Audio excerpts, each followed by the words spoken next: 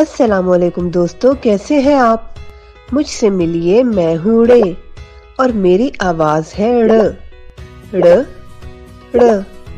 अरे ऐसे नहीं, ऐसे बोलो, ड़ ड़ ड़। मेरे साथ मिलकर बोलो ना, ड़ ड़ ड़।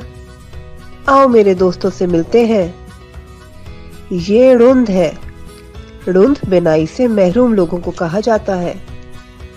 अगर हमें कहीं ड़ुंध मिल जाए तो हमें उनकी मदद करनी चाहिए।